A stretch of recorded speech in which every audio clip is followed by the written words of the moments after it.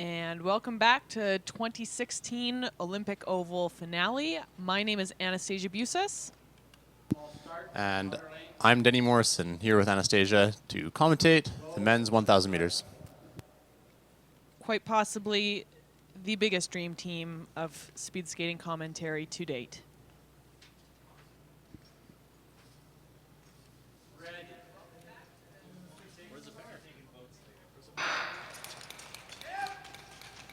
In the inner lane, we have Danielle Dubroy from Quebec City, and on the outer lane, we have Alexander Wagnes from Norway.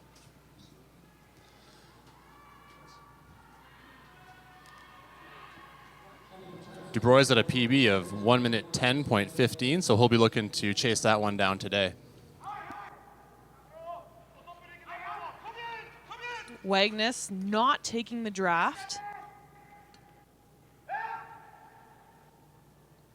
Now Danielle's going to have to really work. He's got a chase here down with 1 lap to go. We'll see the guy ahead of him. Hopefully he can chase him down in the final lap.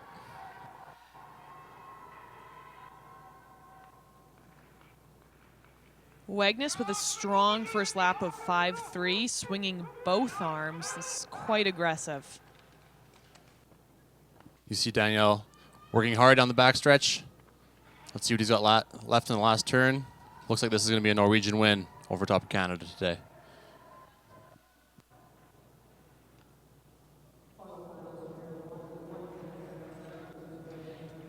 And Wagnes very happy with that. 109.3. It was a strong skate for this first pair. Go, let us start.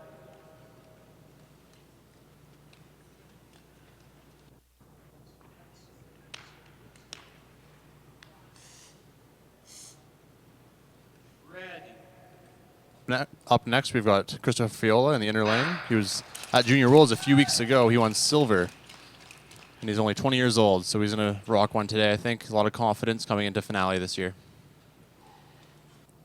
Fresh off Junior World Championship silver medal in the 500s, he is definitely off to a strong start with 16.8.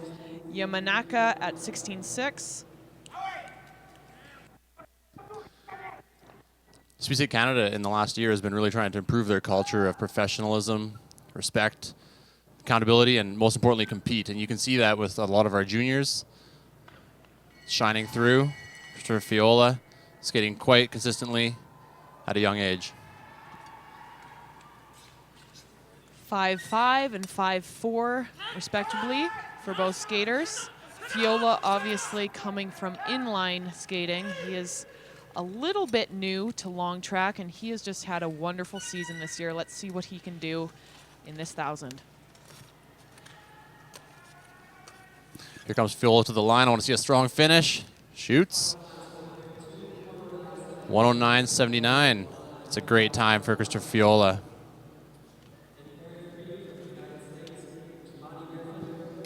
Looks like about a 3/10 PB today, so I think Chris will be happy with that and some confidence to carry into his season next year. In the inner lane for pair 3, we have Kamani Griffin from the United States and Christopher Fagerli Ruka from Norway. Both skaters having extensive experience on the World Cup circuit. This is a good matchup. Christopher Ruka is a friend of mine, guy I competed with at Junior Worlds back in the early 2000 era. He's got a PB of 109.86. We'll see what he can fire off today. It's great to see Chris back on the World Cup circuit. He's taking from fellow Canadian and sprint hero Jeremy Weatherspoon, and he's had a very solid season. So it's fun to see him end it off with some strong skates. Let's see what he can do. Chris swinging a little wide on that turn, brings it back in. Kamani looking nice and relaxed. 5.1 for Ruka and 5.2 for Griffin. That is a strong first lap. A 5-1 is a great first lap for Christopher. I think he's on personal best pace here. Let's see if he can finish strong in this last outer turn.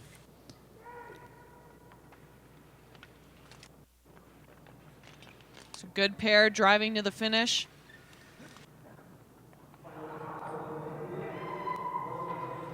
And he is very happy with that. That is a great celebration. I think we need that more in speed skating, but good job, Chris. Great to see him so happy. Awesome. It's exciting. It's anytime you see a speed skater do a fist bump, that's a really good sign. It's over a 1 second PB by Christopher Ruka, so definitely excited about that one. And that's what the finale is all about, bringing skaters out here from all over the world to get PBs. And in pair 4, we have from Japan, Nakamura on the inner and a good friend and teammate, Richard McKenzie, on the outer. I'm excited to see Rich race here. I was paired with him 2 days ago in the 1,000 meters. He's changed lanes today. He had a great one last time, was just a few tenths off his PB. He's got a lot of confidence rolling through the last races of the season. And I think he's got a better pair this time than he did with me 2 days ago. Richard has had a fantastic season in the sense that he has really built and come into his own. Had a little bit of a coaching change, excuse me. He's now under Kevin Crockett, training a little bit more sprint-oriented, and it just seems to really work with his physique and his outlook. This is looking very aggressive.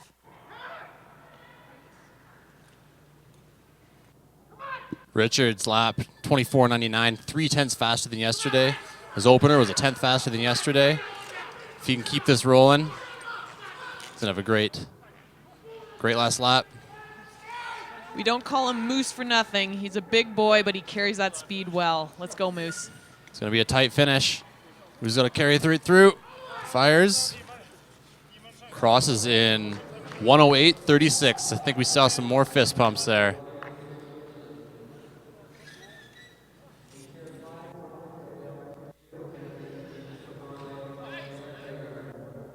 Oh, little dab, just for the pop culture reference. It's great to see such a good guy have a very solid race to finish a season. I think we're going to see Richard McKenzie starting the celebrations tonight. Pair 5. In the inner, we have Jacob McKenzie. On the outer, we have Erik Nærgaard from Norway. Jacob skates in our short track program here, and Erik is a wonderful transplant product from Norway, also in the oval program.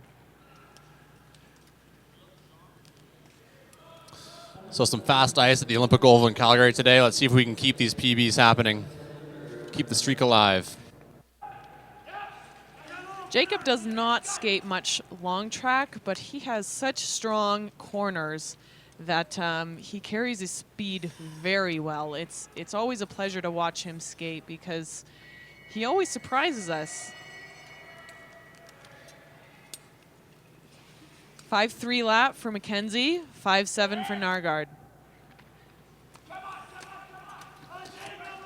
Nærgaard's PB is 3 seconds faster. So we do expect him to win, but we're looking for BBs all around today. See what happens. Jacob with a very strong last inner corner. He just seems to carry his speed very naturally. And that's a wonderful time for McKenzie, 109.5. That's a 2.5 second PB for McKenzie and a 2 second PB also for Nærgaard. So impressive races all around. Next up, we got a Northern BC guy just like me, Braden Cluch. Going to be representing the Peace region today in the 1,000 meter in the inner lane, and in the outer lane, Choy from Alberta.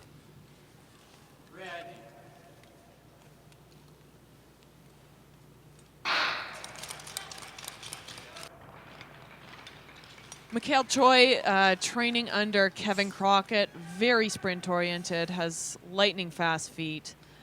And Braden Cluch is training under Todd McClements, a strong advocate for our oval program here in Calgary. 1668 for Choy. That's a strong start. He's going to get a nice draft here, which works perfectly with how he attacks the 1,000. Looks like Choi's PB is a 109.0, so he's probably looking for that 108 1,000 meter race today or better. Let's see what he can pull off in the last lap here. Choi's strength is in the opener, a 25.58 lap. And Cluch will get the chase.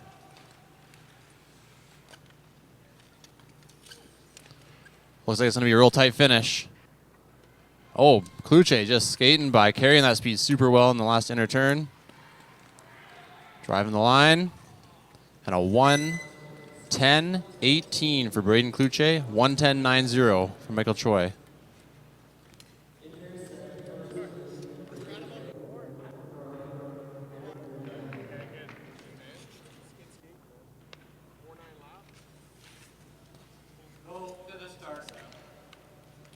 And in pair 7, in the inner, we have Rayon K from New Zealand. He trains in Salt Lake City. And on the outer, we have Henrik Ruka, the younger brother of Christopher Ruka from Norway.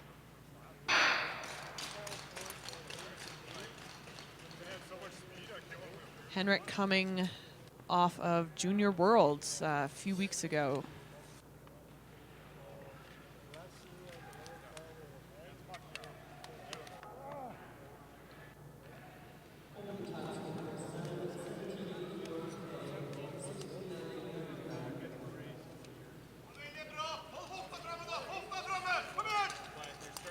Ruka over the top of K. That'll give him a little bit of a draft, but he is carrying his speed nicely. The Europeans love coming over to the Calgary Oval and skating at Finale. Has notoriously fast ice. They come over here and get to test out their speed against the best in the world and see what kind of PBs they can set so they can chase it down next season when they're back in Europe on the higher pressure, slower rinks.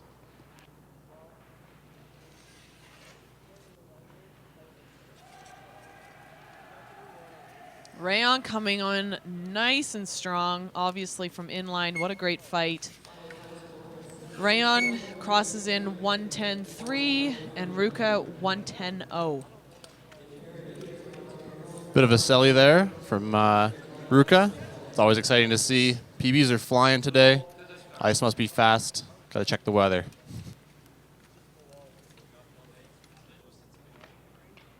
Just got word that the pressure is the lowest it's been so far this weekend, so hopefully we'll see some more PBs here by our Canadian boys, Martin Corbett and Sam Deckard on the outer lane.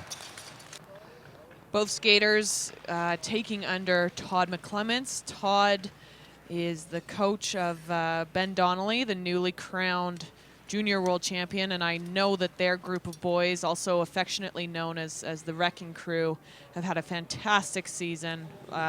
Great competitive training group.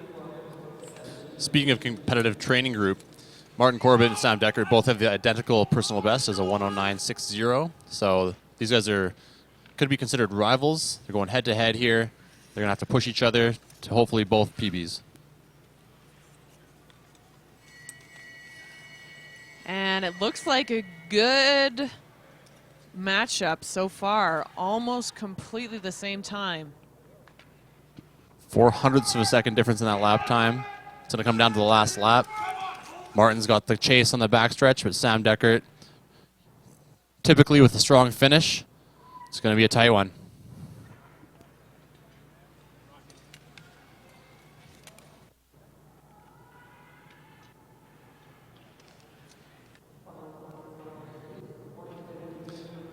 And it was a tight one, 110.82 versus 110.74, less than a tenth of a second difference. Unfortunately, no PBs for these two today.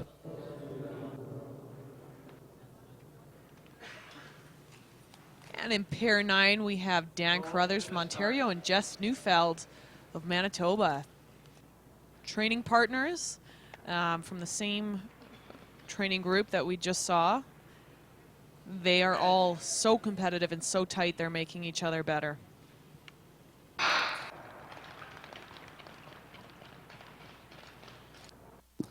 Dan gets a little upright on that start. It looks like he has good speed. He's known for his sprinting abilities. Been struggling with some equipment issues this season, but looks like he's getting to a nice rhythm in this straightaway. Opening 17-1 for Carruthers and 17-2 for Neufeld.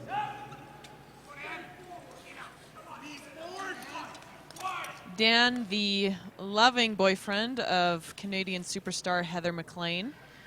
She's had a great season, obviously, in the 500, multiple podiums, and we hope to see him on the podium pretty quick here, too. Looks like Dan has a nice straightaway coming past 1 lap to go. Using his height and his power to his advantage. He should get a nice draft here on the backstretch to see if he uses it. Strong first lap from Carruthers. Nice. I like seeing him use a draft like that. Should create a nice finish to this race. Can he stay on his feet? Here we go.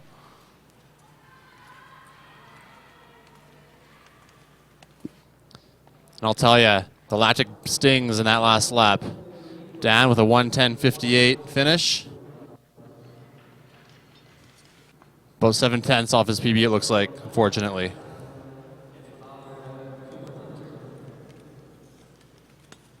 Go to the start.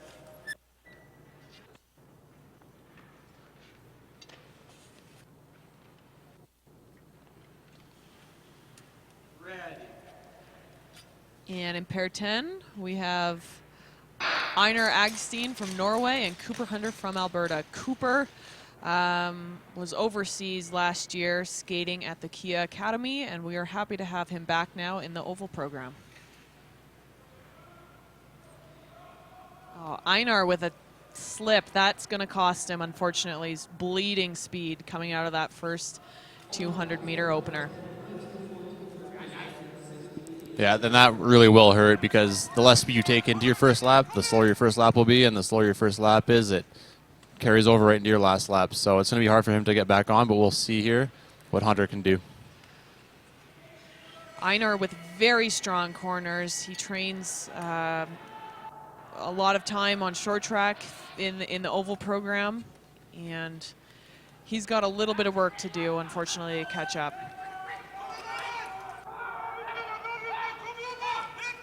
Cooper with a 25.72 lap. He's looking pretty strong going to the last outer turn. Still moving nicely on the exit. Pushing hard to the finish. 1:11.15.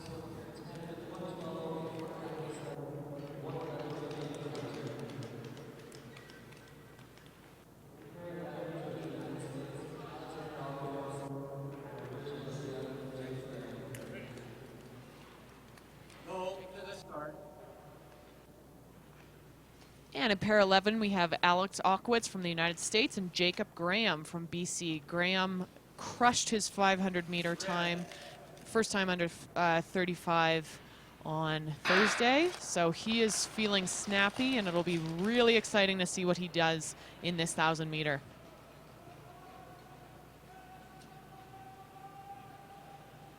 Looks like he went 1:10.884 in the first 1,000-meter 2 days ago.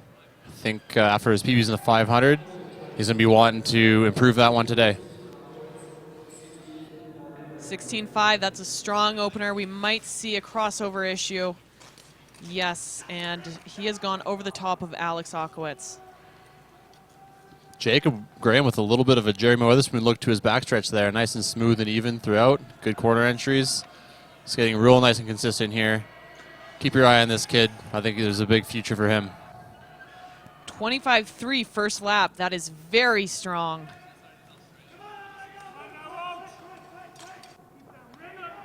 I challenged Graham earlier in the week to beat my personal best in the 500 meters. So he could be the sole title holder of the fastest 500 from the north. He tied my lap today in the 1,000. Will his last lap do it? 1:10.05. Happy I still have that record for this finale, but next year I think we're going to be becoming rivals here pretty soon.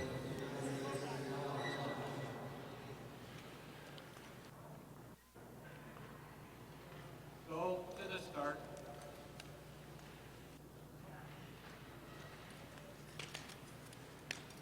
And up next in pair 12, it is your newly crowned junior world champion, Ben Donnelly in the inner, and Kyle Ronchak from the United States on the outer. Oh, and Donnelly with a terrible slip.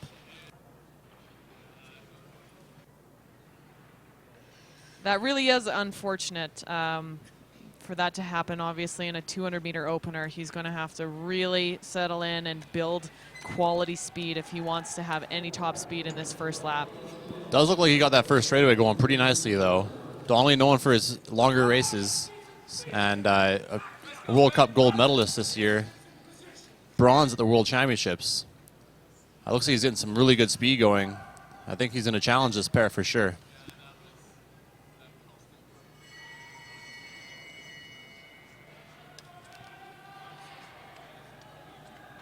And a 5.6 lap for Ben off of a mediocre start is quite impressive. He's probably channeling Stone Cold Steve Austin right now. He's a huge professional wrestling fan. Don't ask me why, but it seems to be working pretty well for him.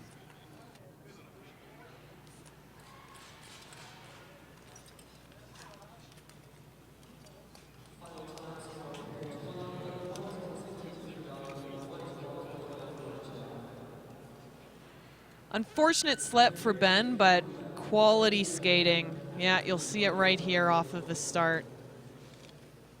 Go to the start. His back foot just slipped out from him. Happens to the best of us. That's a classic 5K start when they try to do a 1,000 meter, but Ben's still a great mid-distance skater.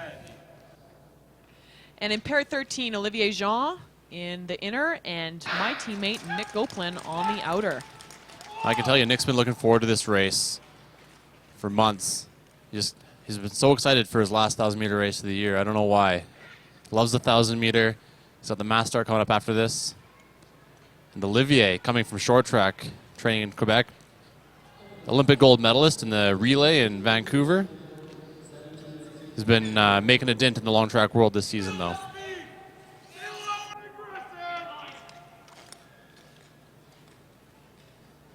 Nick, more of a 1,500-meter specialist.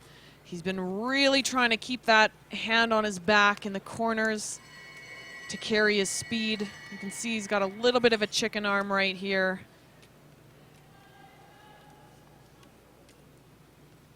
Strong first lap for Goplin.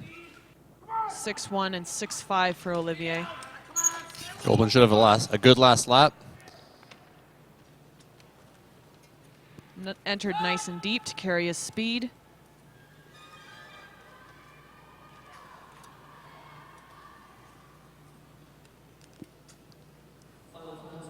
Crosses a 1:11.09 for Nick Goplin, and Olivier a 1:11.47.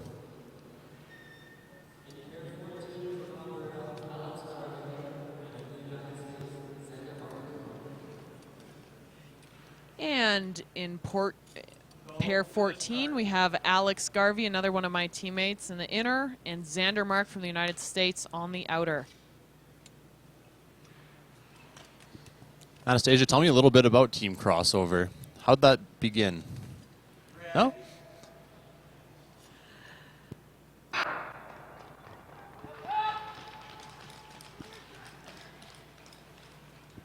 All right.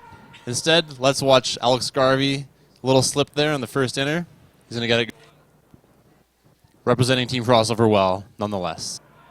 Alex has been struggling with some back issues, unfortunately, for the last month, so he hasn't been able to train consistently.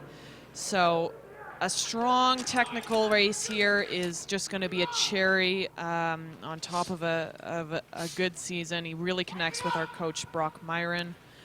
Xander Mark also coming off of a competitive season. I know he just got some PBs down in Salt Lake City at an AM Cup. First lap for Xander Mark, 5.7 and 5.9 for Garvey.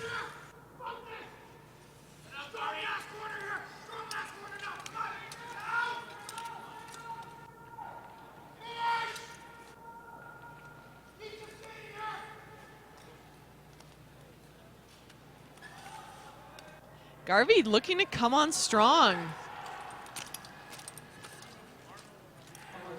And finishing 111.10 and 111.0.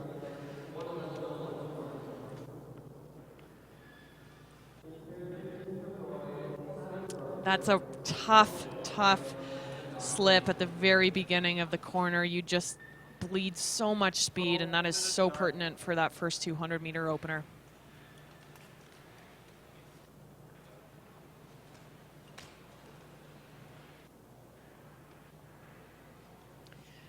And in pair 15, two Norwegians, Kroken and Magna Notland. Magna skating in our oval program here. It's really fun to have international training partners. I think that we all get better and more competitive when that's the case.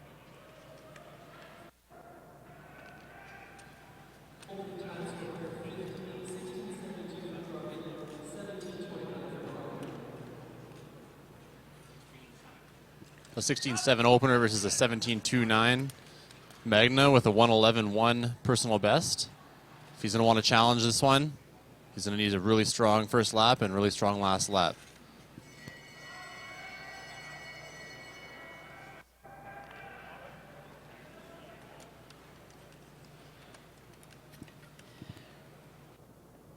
.26.20 lap for Notland.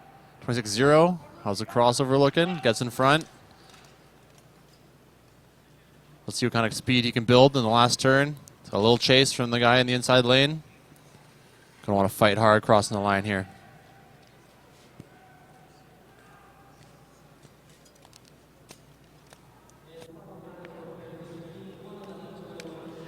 Finishing 111.21 for Kroken and 111.84 for Notland.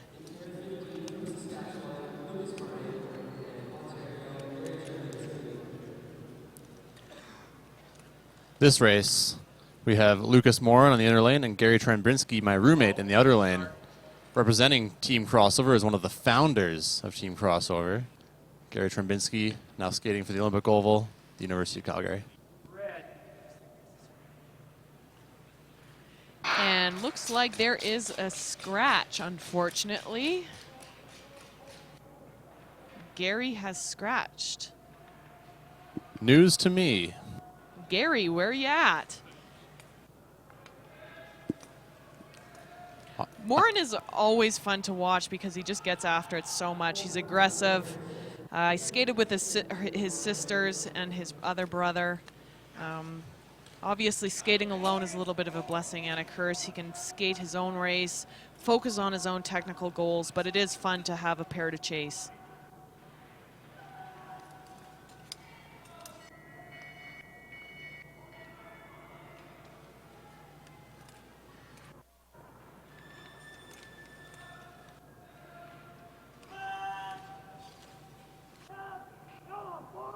.26.38 lap for Moron. Gary just texted me, said he'd be here in 10. I don't think he's going to make the race today, though.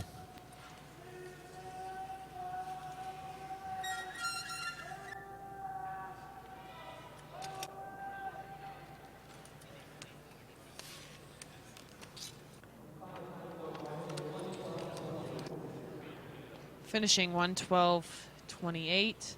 It's just a little bit, about 0.8 off of his personal best.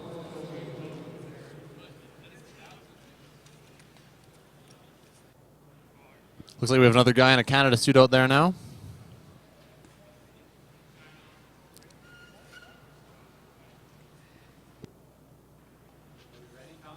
In the inner, we have Christian Oberbichler from Switzerland and Antoine Roger from Quebec City on the outer.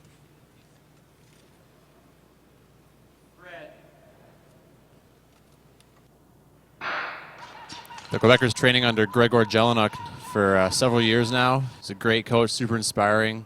He helped me a lot at Junior Worlds in my early career, and is one of my favorite coaches to have out on the ice with me. So we'll see what this young skater from Quebec can do today.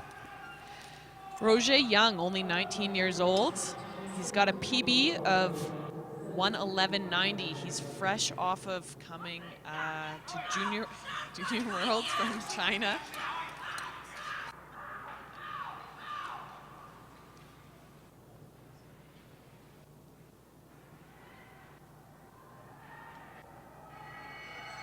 Holding it together, though. I like how he's getting over. He's pushing his weight side to side. Strong first lap, 26-1, excuse me.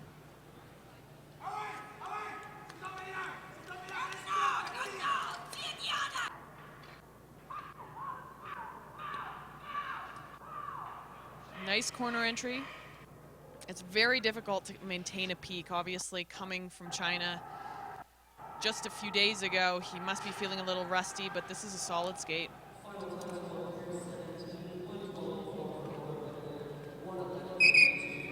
That was a 4/10 PB for Roger.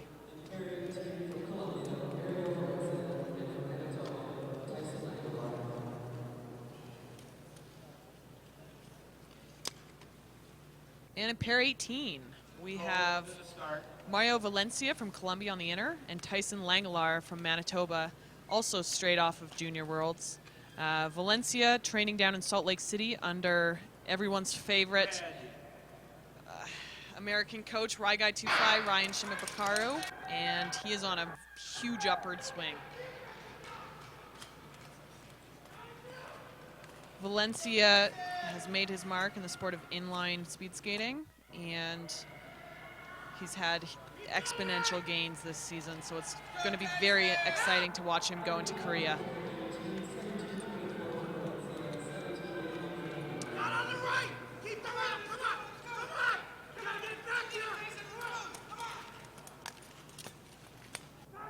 Tyson, still very young, has so much to learn, but he moves so well. It's going to be very exciting to also watch his progression. He's got a few years left of junior. As you mentioned, Tyson was part of the Junior World team this year.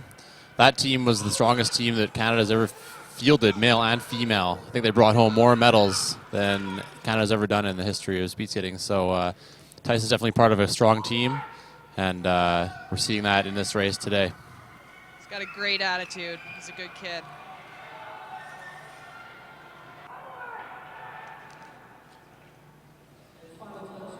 Great race. 11:50 and 11:49. It's a tongue twister up here.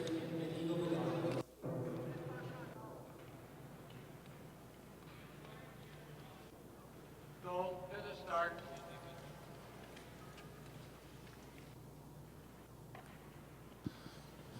On the inner lane, we have Jake Weidman from Ontario, and on the outer lane, Inigo Vindondo from Espanol.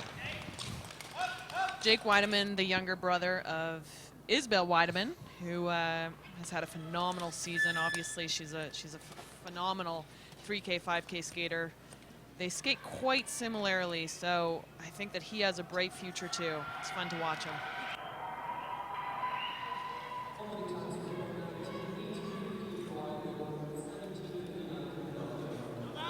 They're certainly a tall family, and as my brother can tell you from when he had his growth spurt, when you gain that much height, it's a matter of training for a few years to be able to control those limbs, and once you do, then you really shine through with positive results. So Jake, you can see here, crushing his first lap. Inigo also with a strong first lap. Trains under Abby Ennis and Team Catalyst here at the Olympic Oval. He is obviously from Spain, transferred over from inline, so there's been a steep learning curve, but his work ethic is most definitely on point, and he is right on his way leading up to Korea.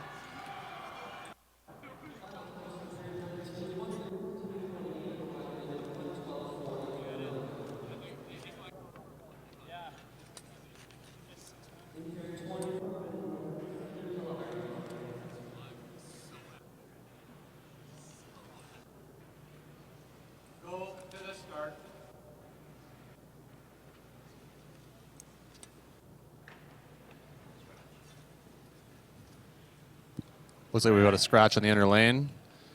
Andrew Turner will be missing out. On the outer lane, we have Stephen Kalari just starting. From India. There are a few skaters here from India, and it is so wonderful to see how sport can bring the world together.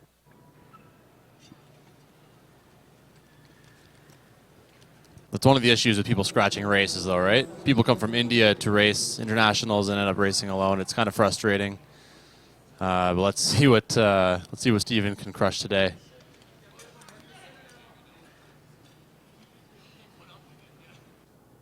Really smooth down the backstretch. Some very impressive skating by Steven, actually.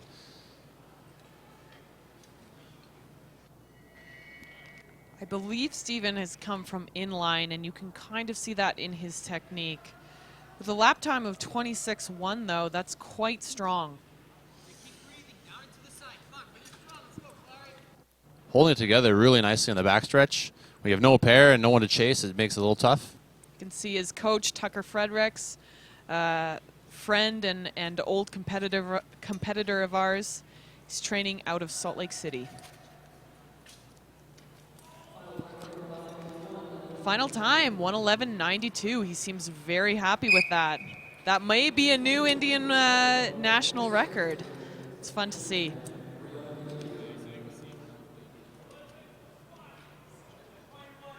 Looked like a super smooth race from start to finish. There's one little slip in the last outer turn, but definitely turning some heads here at the Olympic goal today. You are too, Denny. Oh, please. Go on. From Japan, skating solo again. Another scratch. Kojima Ryota in the outer lane.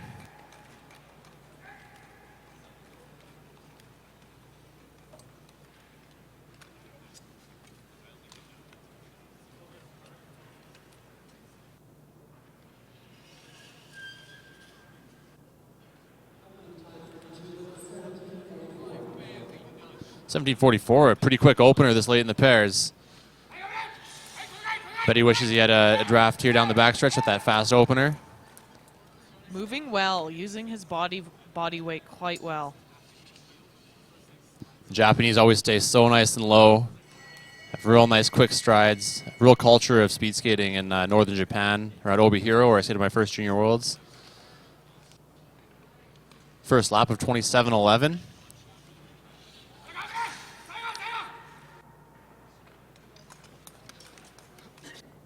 You can see the focus, making sure his technique stays together. He's doing a much better job than I do.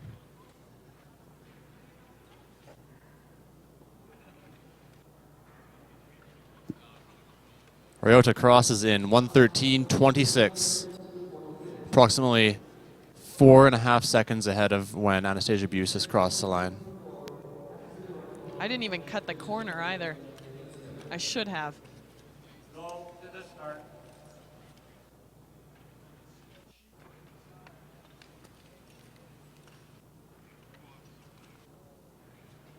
Ready. And in pair 22, we have Espen Nordform from Norway and Nicholas Hiller from BC, both skating in the Olympic Oval program.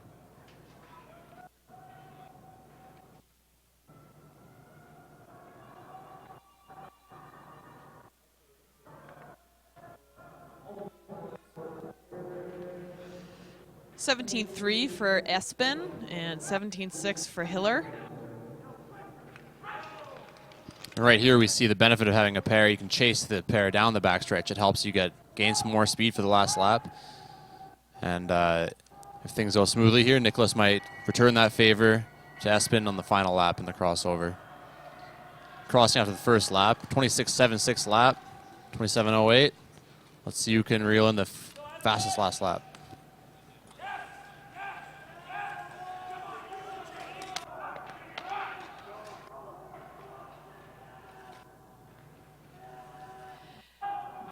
Good corner entry for Espen. Looks like a real strong outer, though, by Nicholas. I think it's going to be a tight finish. This is a dog race.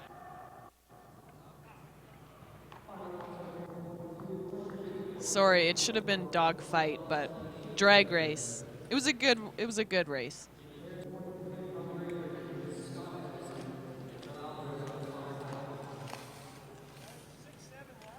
Scott Anderson and Connor Howe up next. in pair 23. Scotty from Scotland, training out of the Kia Academy, and Connor Howe, just 16 years old from Alberta. He had a phenomenal 5K yesterday. Just so much spirit and fight. He's really a pleasure to watch.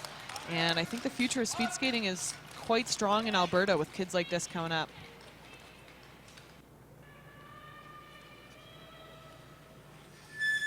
Scott, quite new to the sport of speed skating, only skating for 3 or 4 years. He's seen exponential gains. Trying to make those World Cup times, he's really close.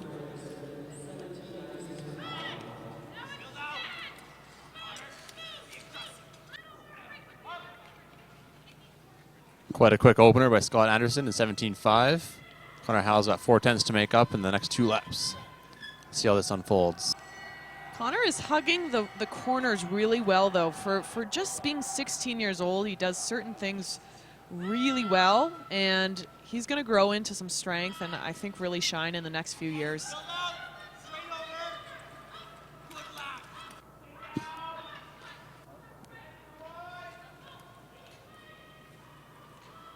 Connor keeping it moving really nice down that last backstretch. Fighting this last outer.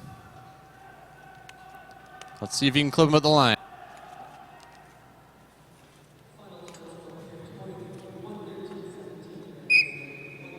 Finishing time, 1:13.1 for Anderson and 1:13.3 for Howe. That's what I love about a good pairing, is that when it's close, you chase the other person right to the line.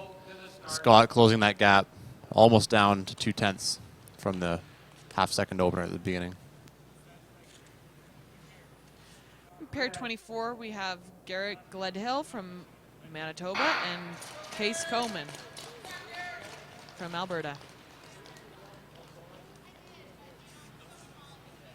Manitoba has been graced with a wonderful provincial coach, a good friend and ex-teammate of ours, Tyler Dara, and I think he is going to do wonderful things for that program.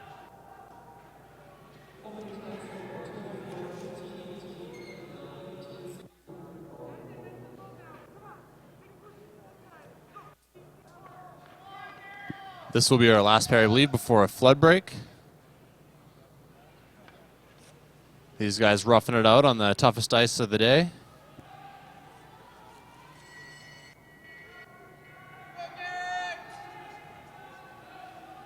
Garrett with an 8.2 lap.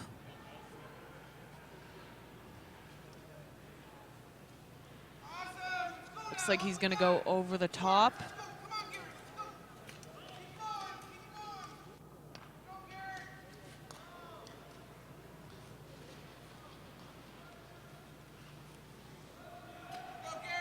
Last corner, nice extra crossover. It's hard to quantify how much the end of 1,000-meter hurts. He's going to come across in 1:17.3, 1:22.2 for Coleman.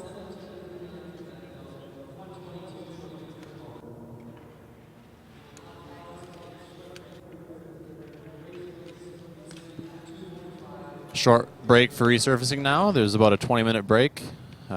Racing resuming at 2:45, I believe. Denny and I are open to suggestions or questions, comments. Just tweet at us, and we're going to open up the floor. We're very interesting human beings with a lot to talk about. So, you know, if you're having fun watching this podcast live stream, please tweet us at Denny Morrison and at Anastasia.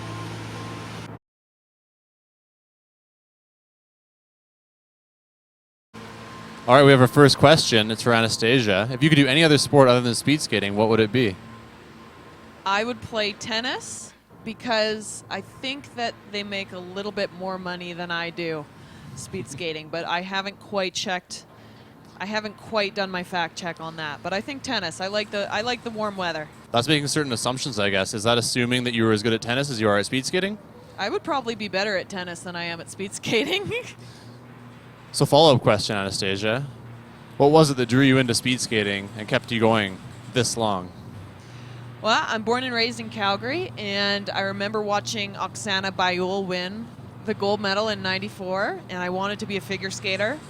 My parents knew that I was going to be too tall. I'm 5'10", and they just enrolled me in speed skating lessons to learn how to skate. My dad knew that we had the greatest facilities in the world, the Olympic Oval, so I'm very fortunate to be from Calgary and to call the Oval home for the last 22 years of my life. Amazing. How did you get into speed skating, Denny? It's a bit different for me, I guess. But similarly, it has a slight tie-in to the 1988 Olympic Games here in Calgary. My parents' neighbor growing up, we all watched the Olympics in '88, and after Gaetan Boucher did a wonderful performance at home, my parents' neighbor decided to start a speed skating club in the small town of Chetwynd, BC, which is where I was born. And she encouraged my parents to enroll my brother and I in speed skating at the young age of 3 and 4, or 2 and 4. I'm not sure how old we were anymore. Anyways, but that's how we got our start into speed skating. So it's pretty crazy how the power of sport can go from one guy like Gaetan inspiring someone to start a club, which has then led to someone like me joining speed skating and having the career I had, and then being here today talking to you. And I am very grateful for that. You have been a fantastic teammate and friend, supporter, just life mentor in general. And I can't wait to make more memories on this journey that we call life, skating around in circles. Well, thank you very much, Anastasia. We'll be back in approximately 19 minutes. Thanks for tuning in. Don't go anywhere. Breaker, breaker.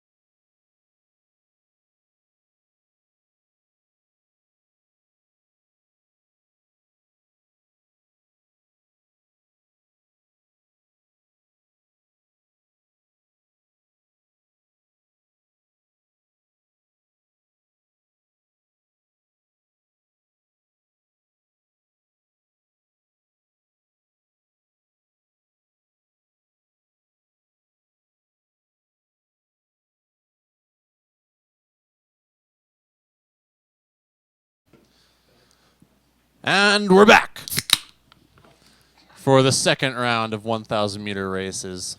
Hashtag finally finale. If you're tuning in, please use that hashtag. We love to hear your comments, concerns, questions. We are live and on the air. Pair 25, two skaters from Alberta, Jeff Ross, skating really well right now, and JT Latai, both representing the Oval program here in Calgary.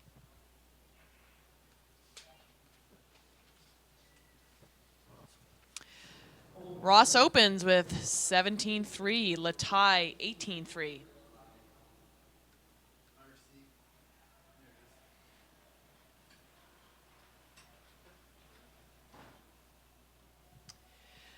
Jeff, a little bit more inclined for the 500-meter race. His personal best, in his 1,000-meter is a 1:13.4.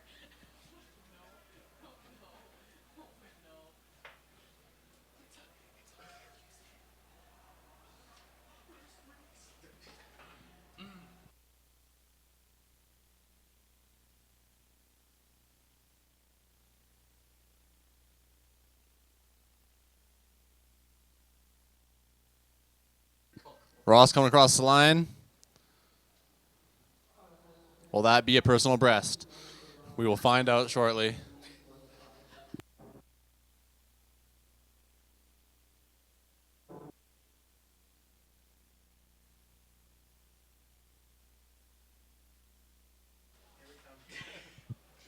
And in pair 26, I'm back. Sorry, had something in my throat there.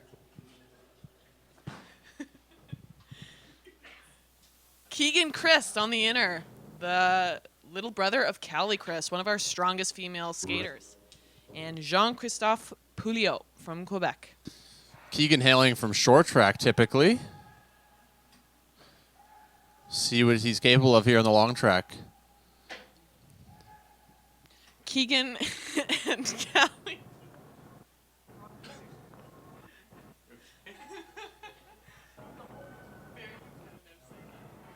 Are very competitive with each other and on the speed sitting surface. Keegan with a lot less long track experience than short track. He's having a pretty good showing. Bit of a short track wide entry there going into the outer turn. But I think we'll see his competitive nature come through here as they are neck and neck with 1 lap to go.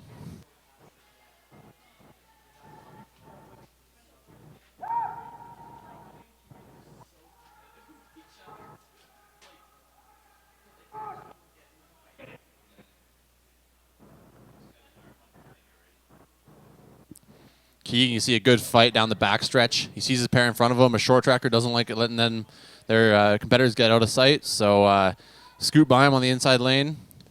Crosses the line. Fishing time, 1:13.38. And, you know, that's not a bad time for a short tracker.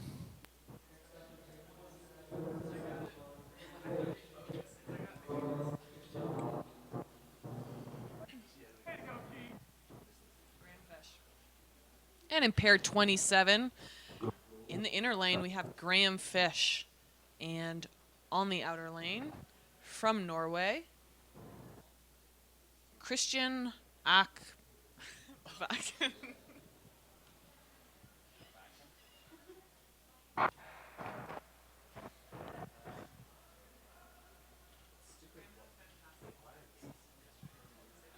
Graham with a fantastic 5,000 meter race yesterday. I'm sure he's pumped up for his 1,000 today. Only 1/5 the distance, 5 times the fun. Graham with a huge PB, skated a 6:33. Still very young, very impressive. He's had a very, an exponentially learning curve, strong results. He's really connected with his 2 coaches, Arno Hoogveld and Crispin Parkinson. And Christian Akeben coming across the line with 1 final lap to go. The 1,000 meter race today. Strong showing by the Norwegian. Like I said yesterday, it's so fun to see such a strong Norwegian constituency coming.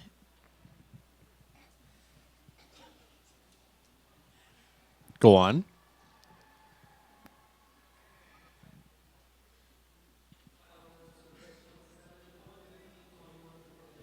Final times, Graham Fish 1:15.21. Christian Alcaban 1:13.84.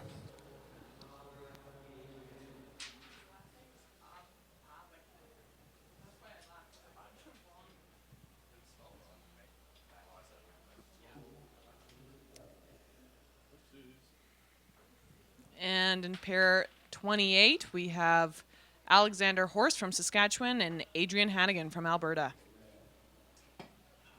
See the down start there? That's a little bit more of an inline technique, but it is increasingly becoming popular with people like Heather Richardson and Joey Mantilla from the United States having such strong showing on the World Cup level. Looks like another sing solo pair right here in pair 28. It's going to be Horst solo. Working hard for that PB today.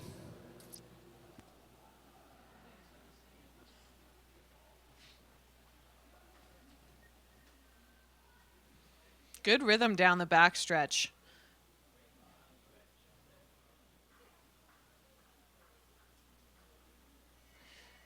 Exiting nice and deep. And that's obviously where we maintain or excuse me, build all of our speed is in the corners, and you try and maintain that speed in the straightaways. Opening lap, 27.7. Double arm swing down the backstretch. That's good, keeping the legs moving. They're filled with lactic now. Going to the last turn, the sketchiest spot. I know I was scared in my race on Thursday against Richard Mcclennon. Makes it across the line, 1:16.00. I'd say that's a look of satisfaction.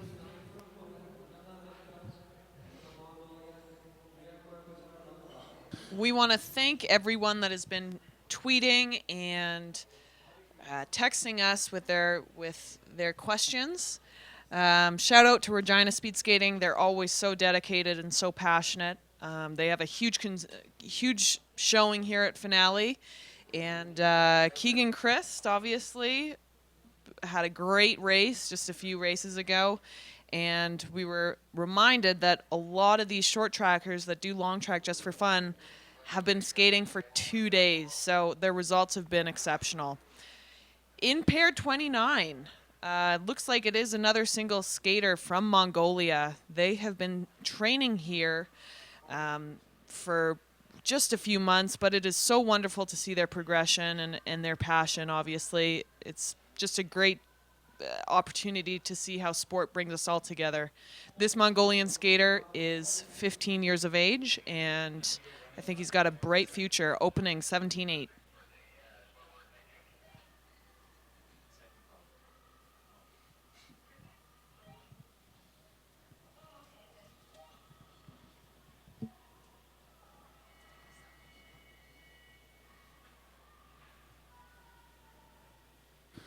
First lap, a 27.83. It's a good place to start, and we'll see how she finishes out the race here. We're taking a selfie in the booth right now. I'm slightly distracted. I apologize.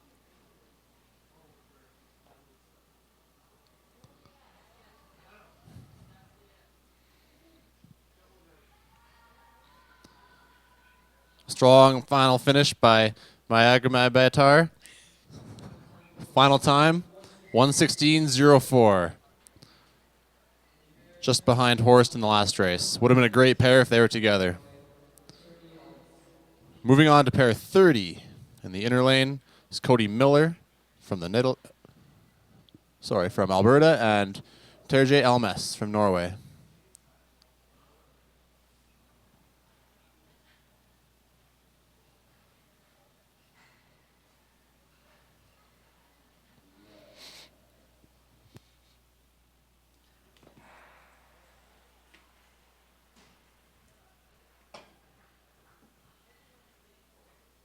Cody Miller looking nice and aggressive off that start. It's very important to go in deep and strong into that 200-meter opening, that first corner. That's where you build all of your speed. 17-7. Oh, with a little bit of a hand down. That's unfortunate at the apex.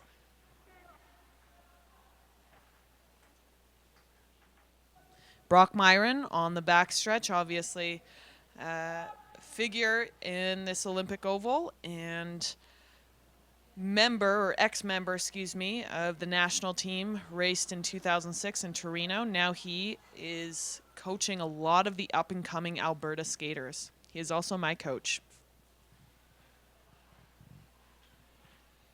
Cody, hopefully, he didn't take the draft. I would have liked to have seen that.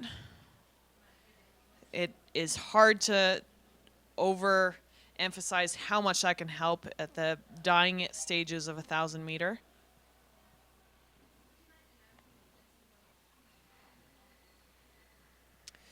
Both break the 1:16 mark, though. I think that was a strong showing for both skaters.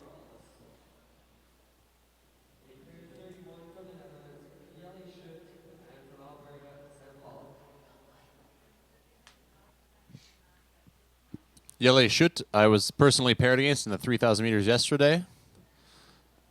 We had a good race. He's a solid, smooth skater. And he was quite excited about breaking the 4:05 mark in the 3,000 meter yesterday. I'm sure that's giving him lots of confidence, getting him excited for this 1,000 meters. We're going to see what's happening on the track. Sam Pollock on the outside, one of our up-and-coming skaters from Alberta again. Sam has had a really good building year. I know that he has been playing around with training on long track, but also doing a little bit of short track too to work on his technical aspects. Short track is a great opportunity to work on your corners, and we'll see if he can bring some of that technique and speed into this race.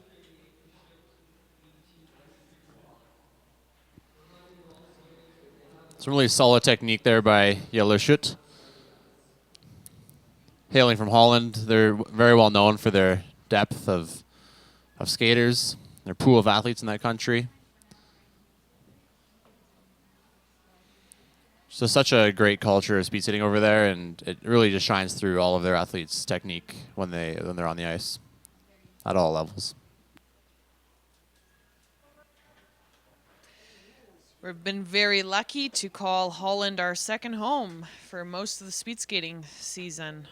We are going to give a little shout out to the staff at the Vandervalk in Wolvega. We love that hotel. We love Holland. And there's a Sally. That's nice. I like it. Big time. Pumped out his personal best at 1:15.41. He skated a 9-second PB. No, I don't think it was 9. I think it was 3-second PB in the 3,000 meters 2 days ago, or yesterday, I should say. And it looks like another PB in the 1,000 meters today. So great weekend by Yele Schutt. In pair 32, we have Cooper Emin and Winter from Alberta.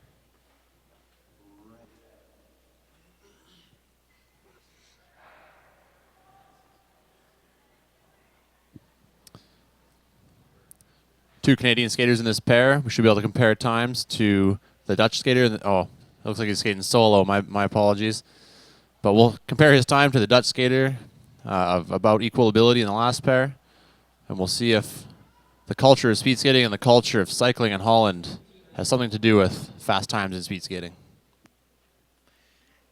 Robert Winter with a sub-18 start.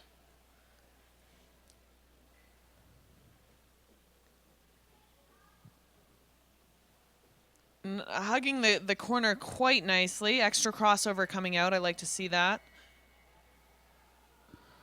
Looks like a big kid. He's using his power well. 8 strides per straightaway. We usually see about 10. But obviously, you have to work with your body type. And Robert looks like he's on a good one. Nice and efficient skating down that backstretch. You see the 8 strides Anastasia mentioned, kind of stretching out into that last straightaway stride before entering the turn. That was one of the big changes I made between my first and second, and then between my third Olympics, I should say, was going to 10 strides, helping me carry that speed. Robert, 116.56.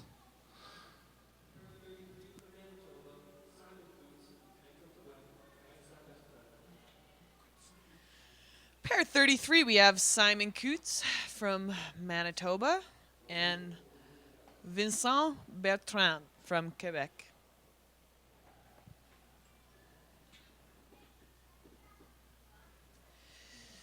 Gregor Jelinek, national team coach and backbone of speed skating in this country.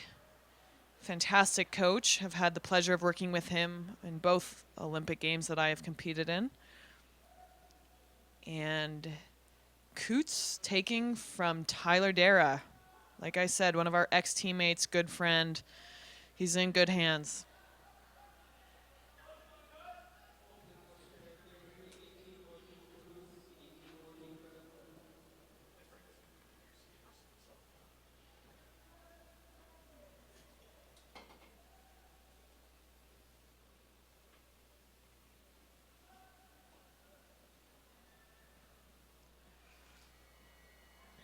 Nice even pairing.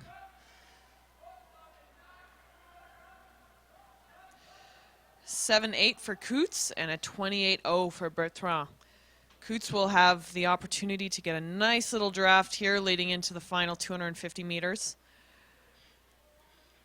At this point of the game, you're just trying to maintain that. Well, I'm not very good at the 1,000, so I don't know if I can speak. But you essentially are just trying not to fall. That's how much your legs are hurting. But you can see how much that draft helped Couts there on the inner lane. Helping him glide by. Even though his legs were tying up, he tried to stay in the stride, in the rhythm, in the draft of Bertrand, and crossing the line approximately 0.8 ahead. Even though it looked like he was hurting a little bit more from lactic at the end, he was able to hold it together better, using that draft well to his advantage. And in pair 34, we have Max Halleck and Michael Hubbs from the United States. Michael has been training up in Calgary this past season. And Max Halleck, up-and-comer from Alberta. Michael is an inspiration as he is actually a deaf athlete. And he has high and lofty goals of representing the United States in an Olympics someday.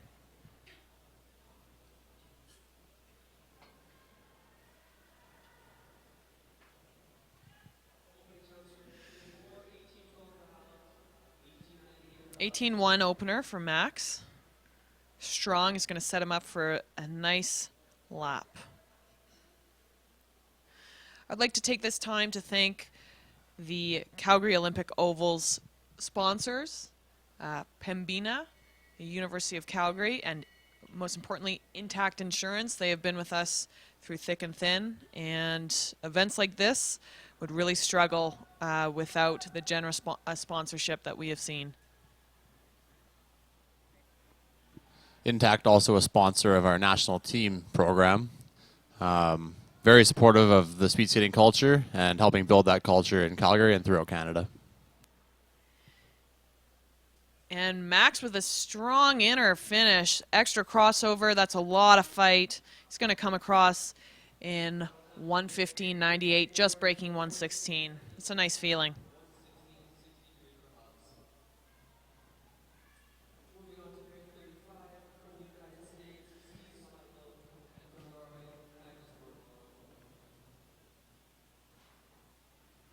And in pair 35 of 49, we have Smickle of the United States and Magnus Nordform of Norway.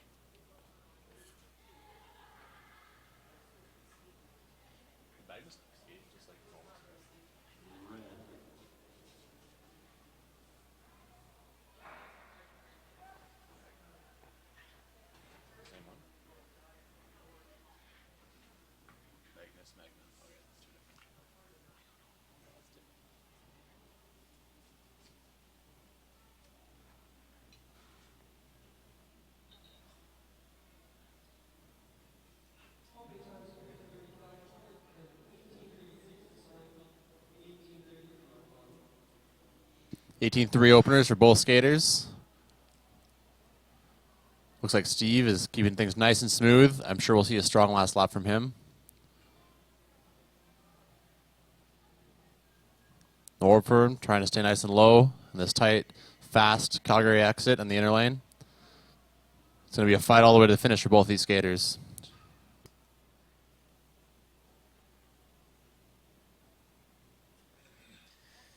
(18.5) and (18.7).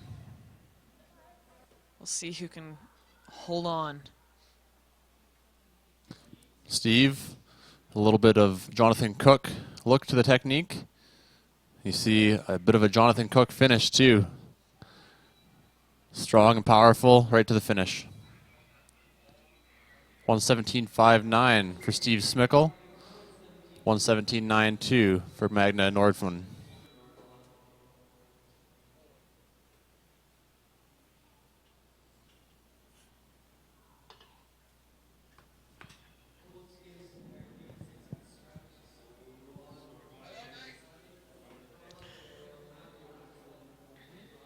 And pair 36 was a complete scratch. So we're on to pair 37 at 49.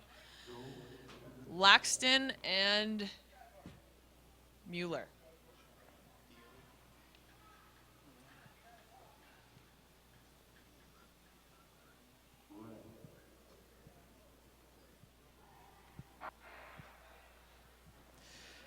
It's a pleasure to watch these later pairs because you really get a glimpse as to where this sport is going in Canada. We have some real up-and-comers starting to emerge, and that's exciting. I think that we have a strong leadership in our national team right now. Obviously, Denny coming back from his accident, and the sprint boys performing so well, the sprint girls performing so well. Ted Jan Bloman destroying the 10K world record. I believe that when I was growing up, I had some amazing role models like Clara and Christina, Katrina, Susan, everyone. So it's fun to watch these kids push their limits, and hopefully we can be role models for them too. 8-4 lap for Caleb. It's quite a strong first lap. We'll see how big his die is. It's around 2 seconds. I think that that's probably a pretty good goal for him. Bit of a tiptoe on the entry there on the inner turn. I can't say that I didn't prevent myself from doing that in my own race, but it's something that will slow you down and leach some of your speed if you can't control it. 117.92 for Laxton, 116.13 for Mueller.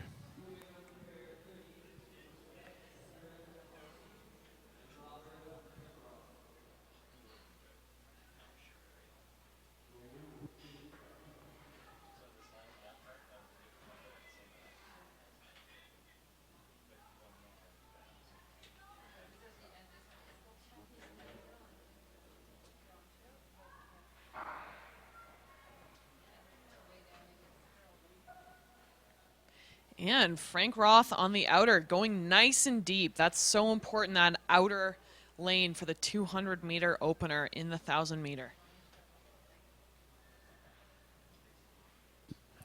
Continuing nice and low and powerful down the first front stretch, building that speed into the second outer. I think that first 250 is going to pay off well and towards the end of the race, in the final time.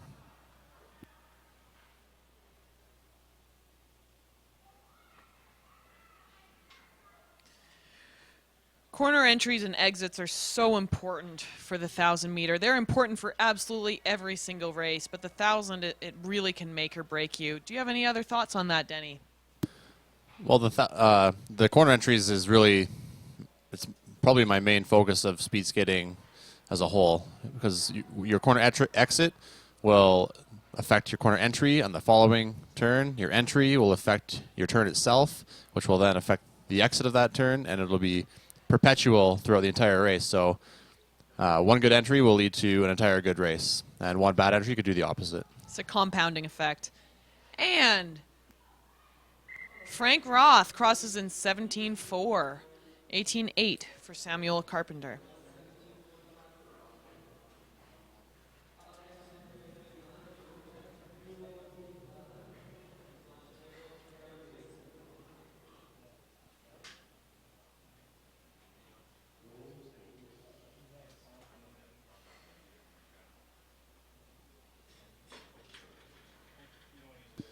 Just taking a minute to check my Twitter here, looking for more questions. Anything you guys might be interested in? Any shout-outs? Any personal information that you would like to know about Denny and I, we are open books and ready to talk. I will disclose all of my personal information over this webcast today. We're very interesting human beings. When we're not speed skating, we're very interesting. What do you do when you're not speed skating, Anastasia? I color commentate speed skating podcasts. I coloring books. And in pair 39 here, we have Brabant from Quebec and Mason from Ontario. 19-1 for Mason and 18-0 for Brabant.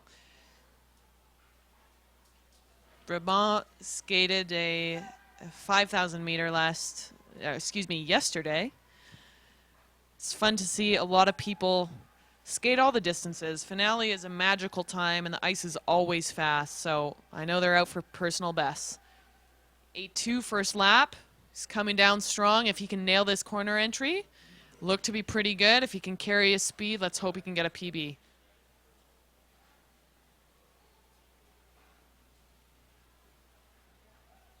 Mason coming on strong too. And Brabant finishes 116.7 and 119.0 for Mason. Anastasia, you tell me a little bit about the last turn and how it feels as you're approaching the finish line. Your legs have been screaming at you already for a good 20 seconds. And the finish line's approaching. It feels like it doesn't matter how hard you push in those last few strides before you cross the line, and you want to just give in to what your mind's telling you. What do you do? Honestly, the last corner of 1,000 meter feels as though you have cinder blocks for your thighs. It's a pain that's hard to describe. Your eyes are essentially rolling back in your head, and you're hoping that you're just not going to fall because it feels like your legs can't. Oh, gosh, with a big slip, it feels like you can't hold up your own body weight. So at that time, you know, you kind of just have to tell your legs to shut up and have simple technical goals. It can be, you know, easy to get in your own way and your mind to start telling you that you can't do something. And when that comes, you have to have clear and concise technical goals, whether it's to keep your left shoulder in or your hip in, or even just to breathe. Right. And I think there's something to be said about habit-forming behavior. And so in training, if we're on our last lap in training, we finish at the 500-meter finish line. That's where our lap times finish with our coaches. I often see people standing up or taking those easy strides, 1 or 2 strides before the finish in training, and that is often translated into those same skaters in races.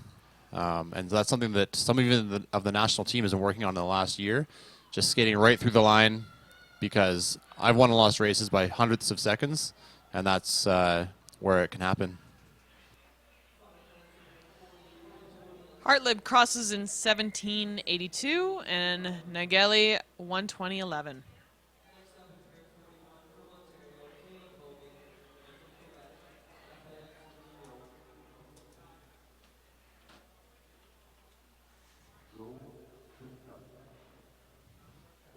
Pair 41 of 49, we have Caleb Hovey from Ontario, and Grignon from Quebec.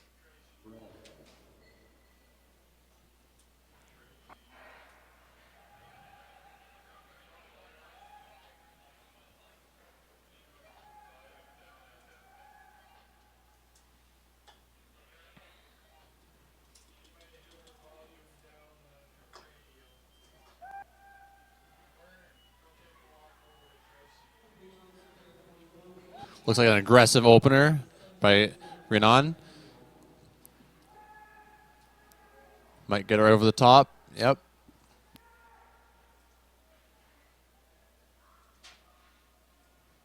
It's always interesting watching two people with different styles racing. We have one guy very aggressive, one guy staying a little bit smoother. The aggressive person will usually be out front in the start of the race. But it can be a little more taxing on the energy system. We'll see in this case which pays off. The 1,000 meter has seemingly changed so much. It obviously is still classified as a sprint distance, but you see all-arounders like Denny and Shawnee Davis and Kaldnaus dominate, and it really has become more of an all-around distance in the past few years. There's that close finish I'm talking about, 200ths apart. They were half a second apart in the opener. Really exciting race. It's always fun to see people celebrating as they cross the finish line.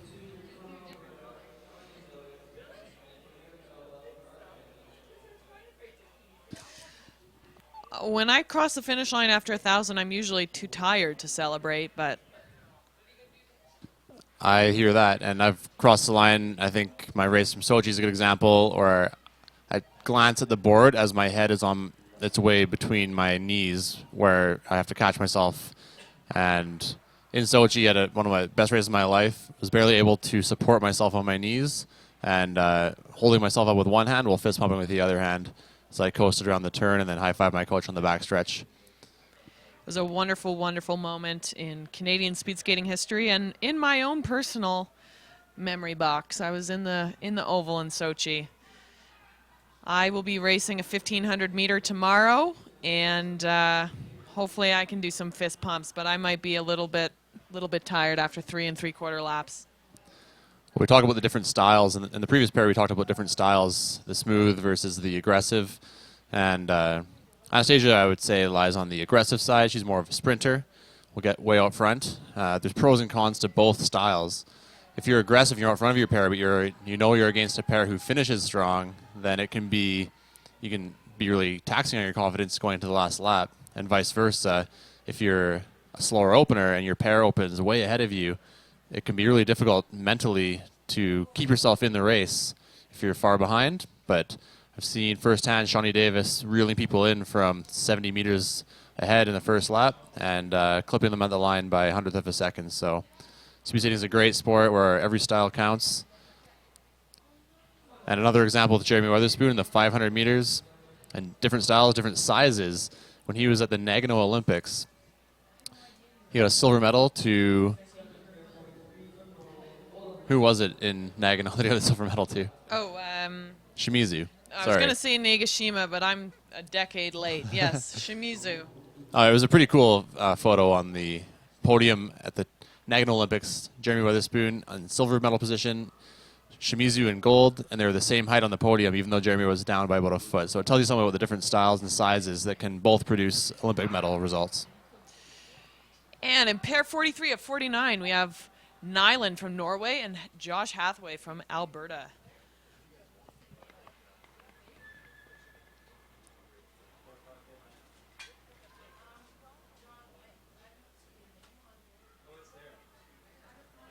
(18-1) for Nyland. Nice and smooth. Entered into the corners well. It's very smooth at his corners. That's essentially where you gain all of your speed. And then you try and use your body weight while riding your blades to maintain that.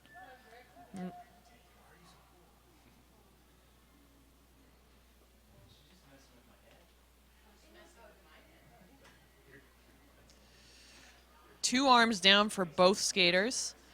Trying to keep aggressive going into the final 300 meters of this race. 9-3 for Hathaway, 9-5 for Nyland. That's a strong first lap for Hathaway.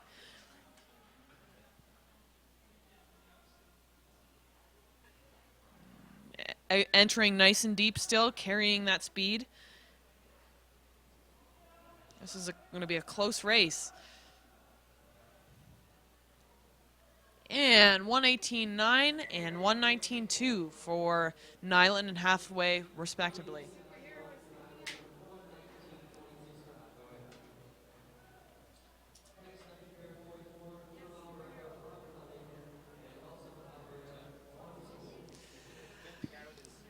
Pair 44 of 49 here, both skaters from Alberta, Tbo and Cunning. Wearing his maple leaf on his chest, Canadian pride. The leaf has become a big symbolic part of our team this year at the World Cup circuit. We put a flag out, the whole team signs the flag, and if you win a medal, you get to sign the leaf. And it's become something of an honor. and symbolic of our values on the national team this year. Our values are, firstly, compete and competing at the top level, professionalism, respect, and accountability. These are ideologies that the Canadian members are supposed to uphold, and something that our team lives by and competes by.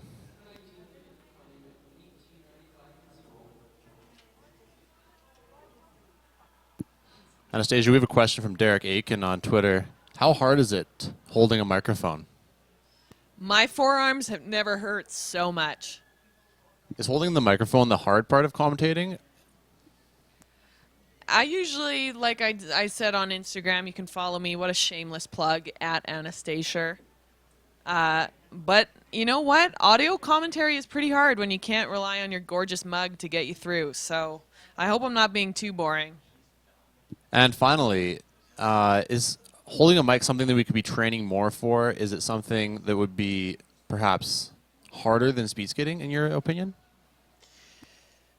Oh boy. Well, I think that I'm definitely gonna, this is my highlight reel for my resume, hopefully with CBC. I'm gonna skate until 2018, but after that I would love to do a little bit more of this at the Olympic level. Fantastic. Rob Cunning passing the 1,000-meter finish line at 1:23.73. Tbo, 1:21.03. Some great races by our Canadian skaters.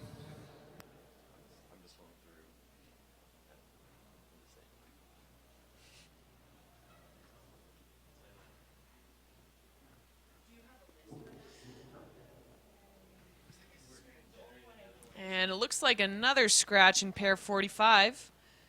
We have Jack Diebert of Alberta skating alone. You can see Brock Myron, Alberta coach, in the background. Clean start for Diebert. Driving, being aggressive, nice and deep into that outer. Like I said, that is so important for the opening.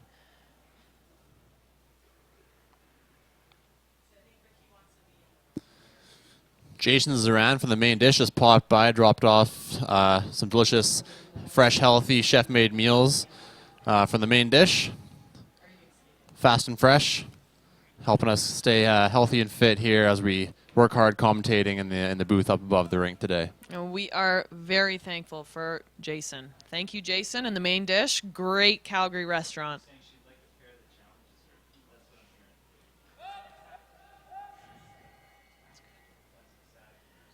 This looks very strong. Nice 9.3 first lap. He's being efficient, still building in his corners. Corners are where you get all of your speed, and the best skaters are the ones that can have 1 foot on the ice at all times. If you have 2 feet on the ice, it gets a little bit inefficient. I think Jack is doing a good job of that. Looks like he's moving well through the finish. Shoots the line, sub 120. 1:19.42.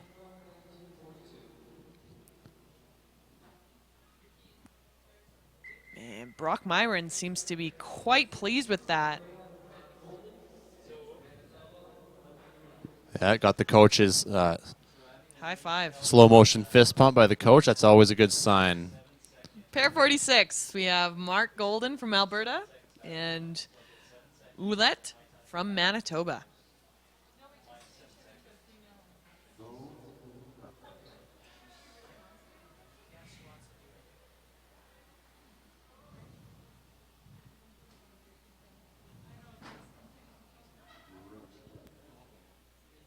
Once again, we want to thank all of the sponsors and volunteers for the Calgary Olympic Oval Finale 2016. It would be impossible to run such a huge international event like this. Hundreds of skaters here, all gunning for personal bests.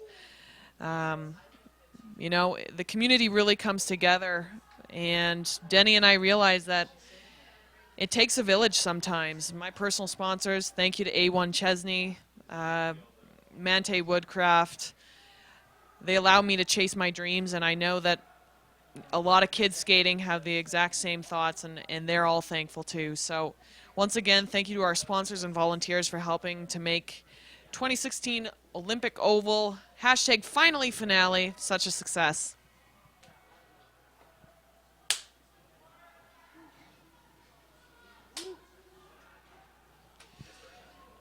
Lap times 9.6 and 9.1. Richard McKenzie holding strong at the top of the leaderboard, 108.36. It's going to be a hard time to beat. We'll see if these guys can close the gap in the last lap.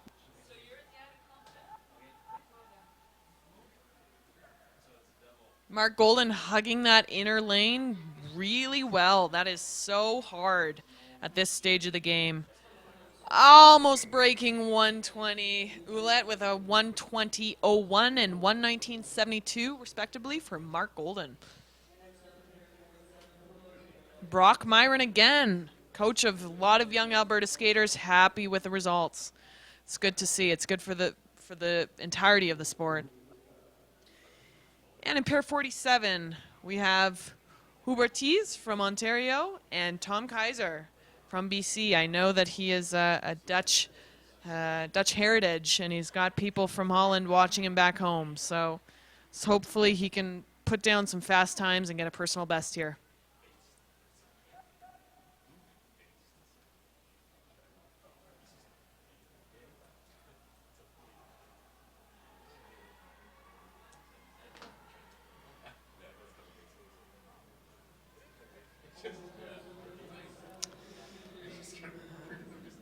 Tom Kaiser with a personal best of 122.11 in the 1,000.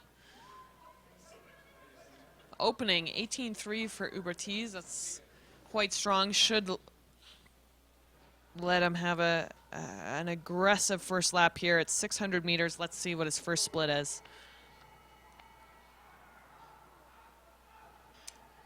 28.6 first lap and 30.3 for Kaiser.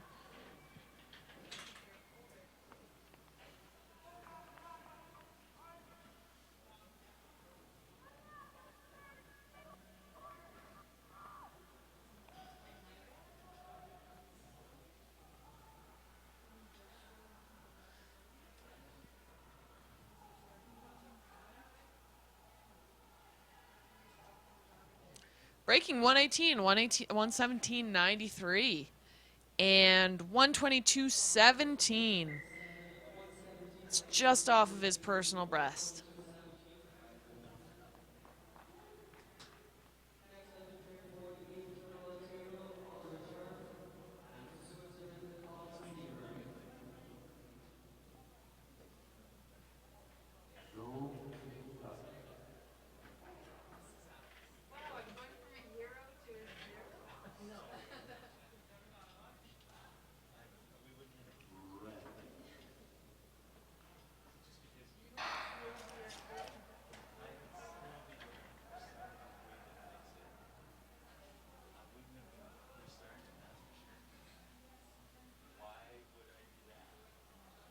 And they're off. Colin Ste Bergen versus Olivier Sharf on the inner lane. Looks like a well-matched pair.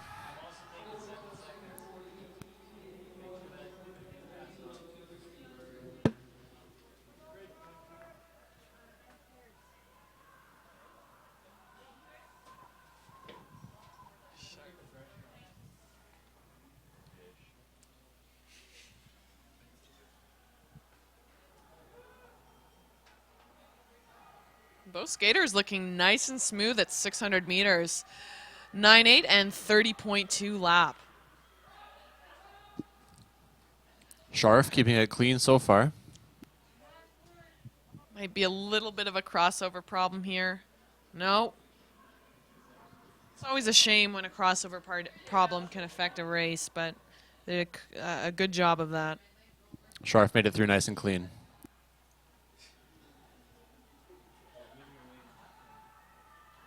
Driving to the finish. 120.54 and 122.09. Here's some good cheers in the crowd. Big cheers. And There's a fist pump. Yep. All right. That's what we like to see. That's what finale's all about. I think I'm going to do that regardless if I go 2:15 tomorrow in my 1500. It doesn't even matter. I'm just going to fist pump. What's your strategy for the 1,500 meters tomorrow, Anastasia? The 1,500 meters honestly scares me so much because it hurts so much. But I know that I just have to challenge myself, have a good, strong start, efficient corner builds, I will be very happy if I see my first lap as a 28. And, just go for it. It's the final race of the year. I'm going to lay my heart out on the ice and have some fun after. Right on. And this is the final race of the 1,000-meter competition. Max Brandt on the inner. Ian Dwyer on the outer. Ian Dwyer, one of our master skaters, just picked up the sport of speed skating. It's really fun to see his progression. Good for him for coming out. And I've just heard that he got his times for this competition last weekend. So good for Ian. That is one of the great things about speed skating. Doesn't matter. Age, size, ability. It's a sport anyone can participate in, and you're basically competing against yourself to gain personal bests. And we'll see if Ian can get a new one today yet.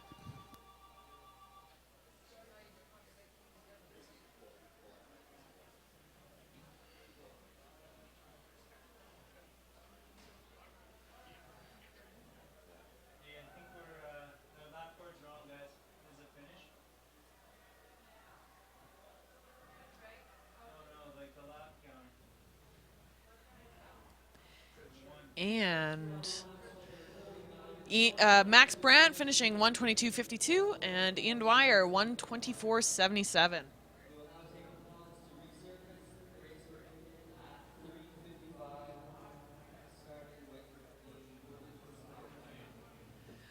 We will be back 3:55, but let us take a moment to remind you we are live and running and eager to take your questions.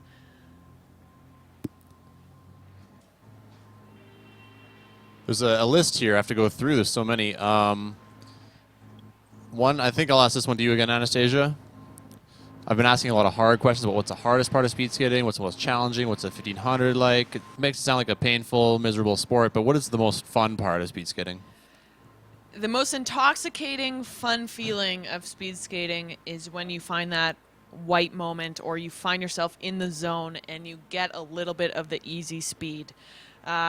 You'll hit a corner entry really well, or you'll build and you'll feel speed and pressure under your feet that essentially doesn't hurt your legs. It just feels like you could skate forever. And it is honestly an addictive drug. You can feel it once a season, maybe once every 2 seasons, maybe 5-6 times a season, depending upon how it's going. But once you feel it, you will never forget it. And that's what I think keeps everyone coming back.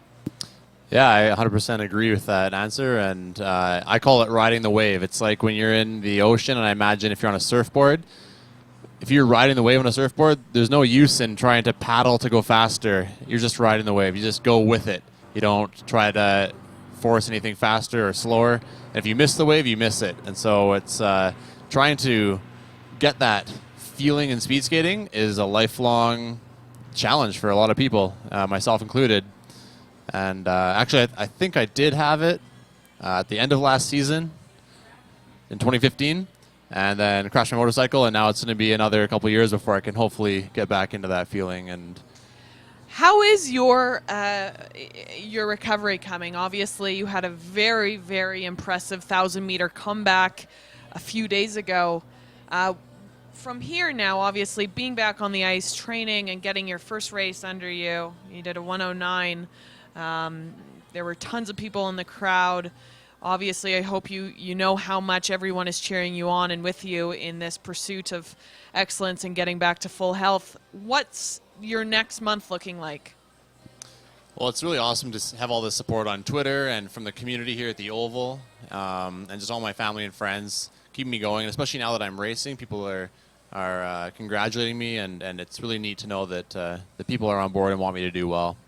The next few months, actually, I am going to be taking my first break from rehabilitation and speed skating training, specifically the rehabilitation part. I'm sure that there'll be things that I do while I'm on the road, but I'm going on a trip down to Arizona, not just getting down there, but I'm actually traveling to the Arizona-U.S. border, riding my bicycle to the Arizona-Utah border, which is approximately 800 miles. It'll take approximately 25 days, and it's called bike packing, where I ride my bike and I carry a backpack of stuff on the back of my bike and camp and eat and drink fluids along the way that I take with me the whole way. So it'll be quite the adventure, and it's something that should help me actually recover from my injuries in a base sort of training way. Most definitely. That sounds amazing. I know obviously an old teammate of ours, Clara Hughes, used to do that. I think she actually did something very similar to that for her honeymoon, but up north. That's going to be great training. You're going to have such a fantastic base, and I mean, this is kind of awkward, but like, do you think I could come with you? Absolutely. We're always happy to have more people along. Being a longer distance athlete than you, I'm just afraid you won't be able to keep up, Anastasia. Well, I mean, maybe I'll buy one of those like electric bicycles. Or wait, no, maybe I'll just tie a rope and then I can draft, and like when I get tired, I'll just stop pedaling, and then you have extra training. You know, I'm quite a petite person. Like, it's not like I'm a lot of excess baggage weight. Well, the only problem with tying a rope is that, I mean, would you tie a rope to a freight train? Because that's basically what you'd be doing if you were tied a rope to me on my bicycle. So I'm not sure if that's a perfect idea. But getting an electric bicycle, if that's what you want to do, I know that Electra makes bicycles that are electric. You can buy those bicycles at Ridley Cycles, downtown Calgary. They help supply me with a lot of equipment for the trail and have the best bikes you can find, both mountain, road, and commuter. So you are as smooth in real life as you are on the ice, Morrison. But yes, we do love Ridley Cycle. Great supporter, great Calgary business. Absolutely. All right, ladies and gentlemen, we hope you stay tuned. We will be back along shortly. Feel free to tweet at Anastasia or at Denny_Morrison on Twitter, and we will make your questions heard to the world on this webcast. Cheers. Cheers.